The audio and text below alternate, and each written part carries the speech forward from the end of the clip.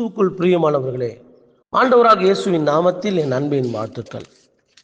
நேற்று தினத்தில் யோசித்துக் கொண்டிருந்தேன், என்ன வார்த்தைகளை நான் கொடுப்பது என்று தெரியவில்லையே என்று சொல்லி யோசித்துக் கொண்டிருந்த போது எனக்கு ஒரு புதிய சிந்தனையை தேவன் தந்தார்.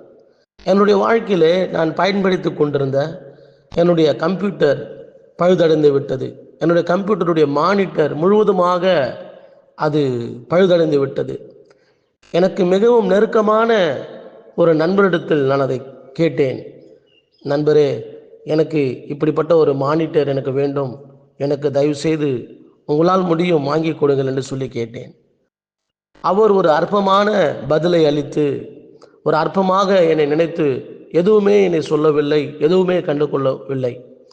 ஏனென்றால் அவர் ஒரு ஊழியக்காரர்.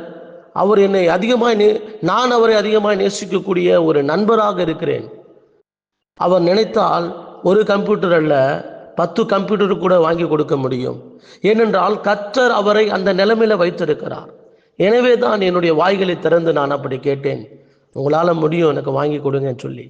ஆனால் எனக்கு அவர் ரொம்ப ஒரு அவமரியாதையாய் நடத்தும் பொழுது மனசுக்கு ரொம்ப வருத்தப்பட்டேன்.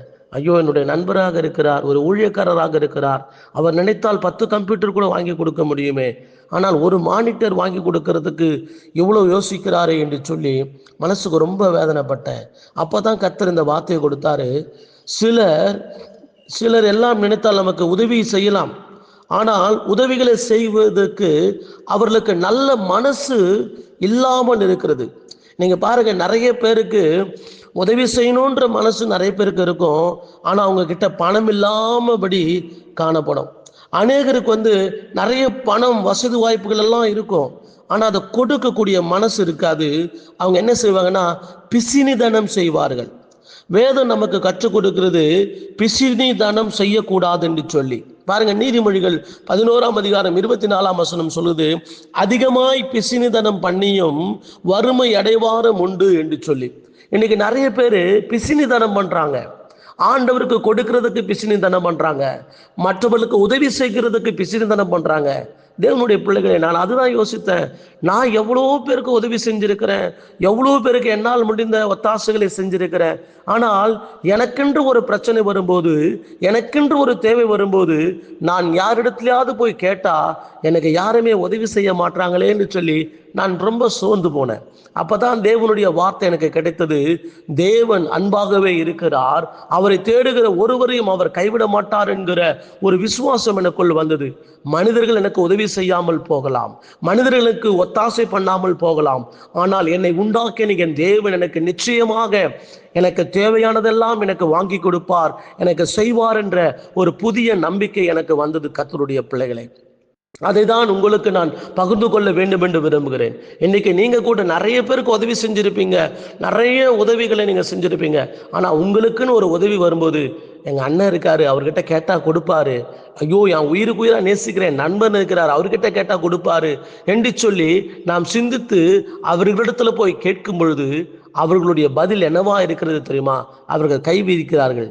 இப்பொழுதுதான் பிரதர் நான் கொடுத்தேன், என்கிட்ட இல்லை பிரதர் அப்படின்னு சொல்லி சாதிப்பாங்க. நிச்சயமா சொல்றேன், அவங்க நினைச்சா செய்யலாம், அவங்க நினைச்சா உங்களுக்கு வாங்கி கொடுக்கலாம், அவங்க நினைச்சா உங்களுக்கு உரியதை அவங்க செய்யலாம். ஆனா அந்த செய்யக்கூடிய மனசு என்பது இல்லை, பார்த்தீங்களா? அதனால கவலைப்படாதீங்க. நீங்க இப்படிப்பட்ட மனிதர்களால சொல்லப்பட்டு, இப்படிப்பட்ட மனிதர்களால் அவமானப்பட்டு, கேட்டும் கிடைக்காம வருத்தப்பட்டு கொண்டிருக்கிறீங்களா? கவலைப்படாதீங்க, ஏசப்பா உங்களுக்கு கொடுப்பார். மனிதர்கள் உங்களை கைவிட்டாலும் தேவன் உங்களை கைவிட மாட்டார்.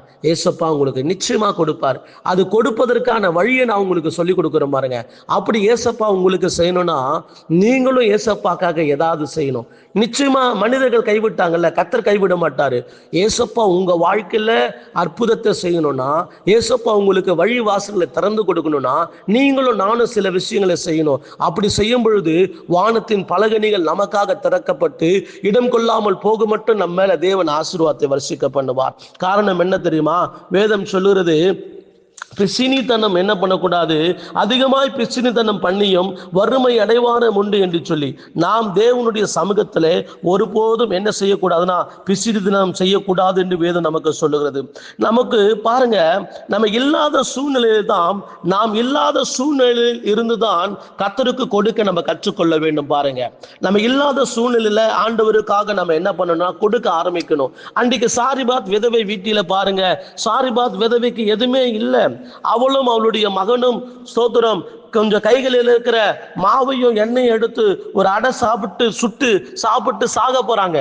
அப்படிப்பட்ட சூழ்நிலையில, இல்லாத சூழ்நிலையில அந்த சாரிபாத் செய்கிற காரியம் பாருங்க, அதை கொஞ்சம் அந்த தேசத்துல முழுவதும் பஞ்சம் இருக்கிற அந்த சூழ்நிலையில அந்த கொஞ்சம் எண்ணெயும் கொஞ்சம் மாவையும் எடுத்து ஒரு அடையை சுட்டு எலியா என்கிற தீர்க்கதரிசிக்கு கொடுக்கிறார். எலியா என்கிற தீர்க்கதரிசி சாப்பிடுகிறார். பாருங்கள், வேதம் சொல்கிறது, தேசத்திலே பஞ்சம் தீருகிற வரையில பானையில எண்ணெயும் குறையவில்லையாம், மாவும் குறையவில்லையாம். கர்த்தருடைய பிள்ளைகளே, அந்த சாரிபாத் விதவைக்கு இல்லாத சூழ்நிலை கர்த்தருடைய ஊழியத்திற்கு, கர்த்தருடைய ஊழியக்காரருக்கு கொடுக்கிறார். பாருங்கள், இந்த வேலையில கூட நம்மளும் இல்லாத சூழ்நிலையில இருக்கலாம். கொஞ்சம் தான், 100 ரூபாய் தான் இருக்கு பிரதர், 200 ரூபாய் தான் இருக்கு பிரதர். திடீர்னு ஒரு ஊழியக்காரர் வராரு. அந்த ஊழியக்காரருக்கு உங்க கையில் இருக்க அந்த 200 ரூபாவை எடுத்து கொடுத்துட்டீங்க, என்ன செய்ய போறேன்னு உங்களுக்கு தெரியாத இருக்கலாம். ஆனா கர்த்தர் அதை அங்கீகரித்து உங்களை ஆஸ்வதிக்க வல்லமையுள்ளவராக இருக்கிறார். தேவனுடைய பிள்ளைகளே, என்னுடைய ஊழியத்தின் அனுபவத்தை நான் உங்கள் மத்தியிலே பேசிக் கொண்டிருக்கிறேன். இன்றைக்கு நான் இந்த நிலைமைக்கு இருப்பதற்கு காரணம் என்ன தெரியுங்களா? கொரோனா நாட்களிலே கொடுக்க ஆரம்பித்தேன். கொரோனா நாட்களிலே கொடுக்க 2019ஆம் ஆண்டு 20ஆம் ஆண்டிலெல்லாம் ஆண்டவருக்காக இருக்கிறத கொடுத்தேன். ஒவ்வொரு வீடுகளுக்கும் போய் ரேஷன் கடையில் போய் ரேஷன் அரிசிகளை வாங்கி, மற்றவங்களிடத்துலலாம் ரேஷன் அரிசிகளை வாங்கி கலெக்ட் பண்ணி, கிராமத்தில் போய் ரேஷன் அரிசியை பேக்கெட் பண்ணி எடுத்துட்டு போய் நான் கொடுத்துருக்கிறேன்.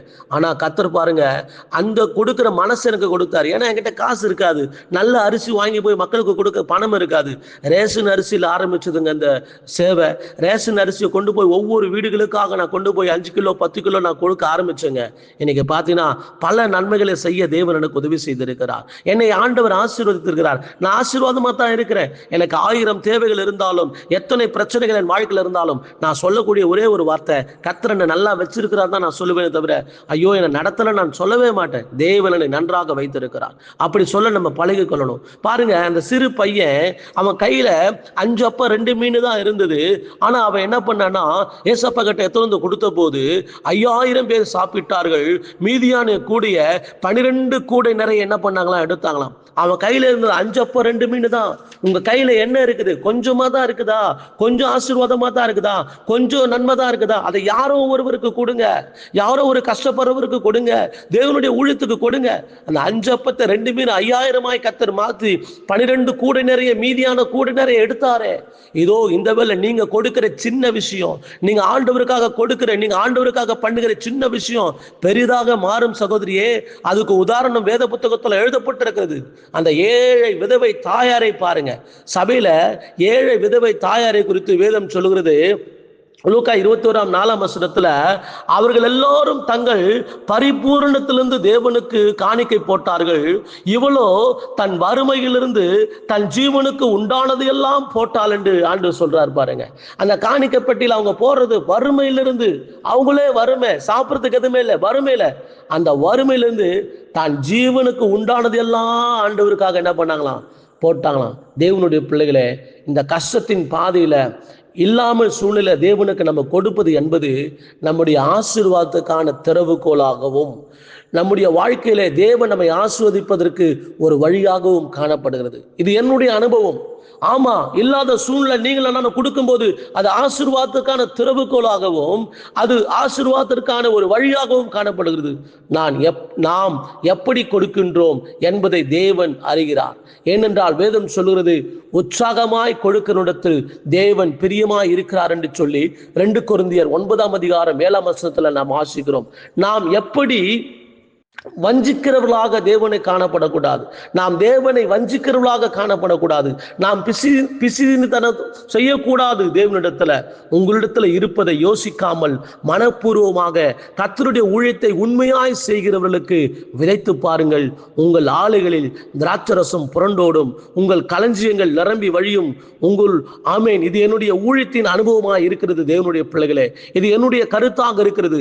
நீங்கள் இருக்கும் இடத்துல கோடி கோடியாய் கொடுப்பதை விட இல்லாத இடத்துல கொஞ்சம் ஆண்டவருக்காக கொடுத்து பாருங்க. தேவனும் அதை தான் நமக்கு கற்றுக் கொடுக்கிறார். இல்லாத இடத்துல கொஞ்சம் கொடுத்து பாருங்க. ஏழைக்கு இறங்குகிறவன் கர்த்தருக்கு கடன் கொடுக்கிறான், பணக்காரனுக்கு இறங்குகிறவன் கர்த்தருக்கு கடன் கொடுக்கிறான் என்று வேதம் சொல்லல. இன்னைக்கு பிக் சர்ச் மெகா சபையெல்லாம் இருக்குது. கோடிக்கணக்கான பணத்தை கொடுக்கிறவங்களா இருக்கிறாங்க, லட்சக்கணக்கான பணத்தை கொடுக்கிறவங்க இருக்கிறாங்க. சகோதரனே, உன் லட்சக்கணக்கான பணம் வீண், கோடிக்கணக்கான பணம் வீண். ஏனென்றால் இருக்கிற இடத்துல கொடுக்கிறபடினாலே அந்த பணத்தை அவர்கள் என்ன செய்வது என்று தெரியாதபடிக்கு காணப்படுகிறார்கள். கிராமத்துல வாங்க, எவ்வளோ ஏழை ஊழியக்காரங்க கஷ்டப்படுறாங்க பாருங்க. சபை கட்ட முடியாம, இடம் வாங்க முடியாத, ஒருவேளை சாப்பாட்டுக்கு அரிசி வாங்க முடியாம, பிள்ளைகளுக்கு யூனிஃபார்ம் வாங்க முடியாம, ஸ்கூல் ஃபீஸ் கட்ட முடியாம, ஒரு ஊழியக்காரருக்கு நல்ல வாகனம் இல்லாம எவ்வளவு கஷ்டப்படுறாங்க. வந்து பாருங்க. யாரும் பார்க்கறது இல்ல, பரவாயில்ல. ஏன்னா கர்த்தர் பரலோகத்துல எல்லாவற்றும் கணக்கு வைத்திருக்கிறார். பரலோகத்துல எல்லாவற்றும் தேவன் வைத்திருக்கிறார். ஏனென்றால் வேதம் சொல்கிறது, வாசித்து பாருங்கள். மத்தேயு 25ஆம் அதிகாரத்தில், பசியாயிருந்தேன், நீங்கள் எனக்கு போஜனம் கொடுக்கவில்லை. தாகமாயிருந்தேன், நீங்கள் என் தாகத்தை தீர்க்கவில்லை. அந்நியனாயிருந்தேன், நீங்கள் என்னை சேர்த்துக் கொள்ளவில்லை. வஸ்திரம் இல்லாதிருந்தேன், நீங்கள் எனக்கு வஸ்திரம் கொடுக்கவில்லை. வியாதி உள்ளவனாய் இருந்தேன், காவலில் அடைக்கப்பட்டவனாய் இருந்தேன், நீங்கள் என்னை விசாரிக்க வரவில்லை. அப்போது அவர்கள் அவருக்கு பிரதித்திரமாக, ஆண்டவரே, உம்மை பசி உள்ளவராகவும் தாகமுள்ளவராகவும் அந்நீராகவும் வஸ்திரம் இல்லாதவராகவும் வியாதிப்பட்டவராகவும் காவலில் பட்டவராகவும் நாங்கள் எப்போது கண்டு உமக்கு உதவி செய்யாமல் இருந்தோம் என்பார்கள். அப்போது அவர் அவர்களுக்கு பிரதித்திரமாக, மிகவும் சிறியவர்களாக இவர்களில் ஒருவனுக்கு நீங்கள் எதை செய்தீர்களோ அதை எனக்கே செய்தீர்கள் என்று மெய்யாகவே உங்களுக்கு சொல்லுகிறேன் என்பார். அந்தபடி இவர்கள் நித்திய ஆக்கினியை அடையவும் நீதிமான்களோ நித்திய ஜீவனை அடையவும் போவார்கள் என்றார். பாத்தீங்களா? இந்த உலகத்துல கோடி கோடியாக எடுத்துன்னு போய் இருக்கிற இடத்துல கொட்டுறவங்களுக்கு என்ன நித்திய ஆக்கினியை கர்த்தர் வச்சிருக்கிறாராம். யோசித்து பாருங்க சகோதரனே, நீங்க ஆண்டவருடைய பிள்ளை, யோசித்து பாருங்க. நீங்க பாருங்க, திருச்சபையில் இருக்கிறவங்க கோடி கோடியா கொட்டுறாங்க, கொட்டுங்க. ஆனா பரலோகத்தில் அதுக்குரிய பலனை கர்த்தர் உங்களுக்கும் எனக்கும் கொடுக்க வல்லமையுள்ளவராக இருக்கிறார். ஆனா இல்லாத இடத்துல கொட்டி பாருங்க, அந்த ஊழியக்காரனும் பயனடைவாங்க, அந்த ஊழியமும் வளர்ச்சி அடையும். ஏன் இப்படி சிந்தை உள்ளவர்களாக யாரும் இருப்பதில்லைன்னு எனக்கு தெரியலைங்க. அப்படிப்பட்ட சிந்தை உள்ளவர்களாக நம்ம இருக்கணுங்க. இல்லாத இடத்துல நம்ம கொடுக்கணும். எத்தனையோ எனக்கு தெரிஞ்சு எத்தனையோ ஊழியங்க இன்னைக்கு வறுமையிலும் தரித்திரம் இருக்கிறது. கோடி கோடியாய் சம்பாதிக்கிற ஊழியக்காரர்கள் கூட கிராமத்துல ஊழிய செய்கிற ஊழியக்காரர்களை தேடி வருவதில்லை. வெளிநாட்டுல வாழ்கிற சகோதரனே சகோதரியே, உங்கள் வெளிநாட்டு பணம் எதற்காக, எங்க, ஏன் ஆண்டவர் உங்களை வெளிதேசத்துக்கு கொண்டு போனார்? யோசித்து பாருங்க. நீங்க நினைச்சா ஒரு சபையை கட்டி கொடுக்கலாம், நீங்க நினைச்சா ஒரு ஊழியத்தை தாங்கலாம். ஏன் அதெல்லாம் யோசிக்கிறதில்ல? யோசித்து பாருங்க. கர்த்தர் உங்களுக்கு இந்த வாழ்க்கையை கொடுத்திருக்கிறாரு. சோத்திரம். நீ நல்ல நிலைமைக்கு வரும்போது என்னை நினைச்சுப்பான்னு யோசேப்பு சொன்னாரு. ஆனா அந்த பானபாத்திர காரணம் மறந்து போனா. நீ நல்ல நிலைமைக்கு வரும்போது என்னை நினைச்சுப்பாருன்னு சொன்னாரு. இன்னைக்கு நிறைய பேர் வெளிநாட்டுல போய் நல்லா சம்பாதிக்கிறாங்க, நல்ல நிலைமையில இருக்கிறாங்க. ஆனா நல்ல நிலைமைக்கு வந்த பிறகு யாரையுமே நேசிப்பதில்லை, கிராமங்களை நேசிப்பதில்லை, கிராம ஊழியக்காரர்களை நேசிப்பதில்லை. கேட்டா ஒரு பிச்சைக்காரனுக்கு கொடுக்கறது போல இன்னைக்கு அவங்க கொடுக்குறாங்க. நான் எவ்வளவோ மன வேதனை அடைஞ்சிருக்கிறேன், எவ்வளவோ அப்படிப்பட்ட மனிதர்களால் மனம் உடைக்கப்பட்டிருக்கிறேன். நம்ம ஆண்டவர் அழைத்தவர் உண்மையுள்ளவர். எப்படியாகிலும் தேவன் நடத்தி கொண்டு போவார். உங்களுடைய ஆசீர்வாதத்திற்காகவும் உங்களுடைய சந்ததியின் ஆசீர்வாதத்திற்காக நான் சொல்றேன். எனவே இல்லாதவங்களுக்கு கொடுத்து பாருங்க. அதுதாங்க உண்மையா நம்ம ஆண்டவருக்காக கொடுக்கிற காணிக்கை. இல்லாத இடத்துல கொண்டு போய் கொடுக்கிறது தாங்க, விதைக்கிறது தாங்க அது உண்மையான காணிக்கை. நல்ல ஒரு விவசாய நிலத்துல நல்ல விளைஞ்சிருக்குது, விளைஞ்சி நல்ல எல்லாமே நல்ல அறுவடைக்காக நிக்குது. அங்க போய் நீங்க போய் விதையை விதைக்க முடியுமா? அங்க போய் நீங்க விதையை விதைக்க முடியும்? யோசித்து பாருங்க. அங்க நீங்க விதைக்கிற விதை அது அதனால பிரயோஜனம் ஏதாவது இருக்குதா? யோசித்து பாருங்க. ஒரு நிலம் நல்லா உழப்பட்டிருக்கிறது, நல்லா உழுந்து ஆயத்த பண்ணப்பட்டிருக்குது, அந்த நிலத்துல யாருமே விதைக்கல. அந்த இடத்துல போய் நீங்க விதைச்சு பாருங்க.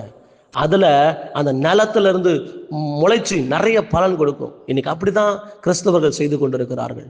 தேவனுடைய பிள்ளைகளே, உங்களுடைய ஆசீர்வாதத்துக்காக நான் சொல்லுகிறேன். இல்லாத இடத்துல போய் விதைங்க, இல்லாத இடத்துல போய் கொடுங்க. ஆமென். கஷ்டத்தின் மத்தியில, பிரச்சனையின் மத்தியில ஆண்டவருக்காக கொடுங்க. கர்த்தர் பல மடங்கு உங்களையும் என்னை ஆசீர்வதிப்பார். என் ஆசீர்வாதத்தை சொல்றேங்க. உதாரணத்துக்கு ஒரு 2 ஊழியக்காரங்க எங்க வீட்டுக்கு வந்தாங்க. அவங்க ஒரு 2 மணி நேரம் நான் சேர்ந்து 3 பேரும் நாங்கள் ஜெபம் பண்ணோம். என் கையில் அவங்களுக்கு கொடுக்கறதுக்கு காசு இல்லை. நான் செஞ்சு காணிக்க காசு வச்சிருந்தேன். அந்த காசு ஒரு 200 ரூபாய் தான். ஒரு பாஸ்டருக்கு 100 ரூபாய், இன்னொரு பாஸ்டருக்கு 100 ரூபாய் தான். அதுதான் என்கிட்ட இருந்தது. அதை நான் கொடுத்தேங்க. அடுத்த நாள் சென்னையிலேருந்து ஒரு சகோதரர் என்னை தேடி வந்தார். சென்னையிலேருந்து ஒரு ஊழியக்காரர் என்னை தேடி வந்து, உங்களை பார்த்து ரொம்ப நாளாச்சு பாஸ்டர் சொல்லிட்டு பார்த்துட்டு என் கையில் 500 ரூபாய் கையில் காசை கொடுத்துட்டு போனார். நான் விதைச்சது 200 ரூபாய் ஆண்டவருக்காக, எனக்கு தேவன் கொடுத்தது 500 ரூபாய். அப்ப எத்தனை மடங்கு கர்த்தர் எனக்கு கொடுத்துருக்கிறான்னு யோசித்து பாருங்க. இதெல்லாம் சின்ன சின்ன விஷயத்த நான் அனுபவிச்சிருக்கிறேன். அனுபவிச்சதுனால உங்களுக்கு சொல்றேன். தாராளமாய் ஆண்டவருக்காக கரங்களை விரிங்க. தாராளமாய் ஆண்டவருடைய ஊழியத்துக்காக கொடுக்க முன்வாருங்க. இன்னைக்கு கஷ்டப்படுகிறவளை கண்ணோக்கி பாருங்க. நம்மளை கொண்டுதான் கர்த்தர் அந்த ஊழியத்தை கட்ட போறாரு. நம்மளை கொண்டுதான் அந்த ஊழியக்காரருடைய கண்ணீரை துடைக்க போறாரு. நம்மளை கொண்டுதான் ஒரு ஏழைகளுடைய கண்ணீரை துடைக்க போறாரு. ஆண்டவருக்காக எழும்புவீங்களா? நீங்க தேவனுக்காக எழும்பி பாருங்க. கர்த்தர் உங்களுக்காகவும் உங்கள் சந்ததிக்காகவும் எழும்பி உங்களை ஆசீர்வதிப்பார். தகப்பனே, இந்த வார்த்தைகளுக்காக நன்றி. இந்த வார்த்தையின் பிரகாரமாய் ஒவ்வொருவரையும் ஆசீர்வதிங்கப்பா.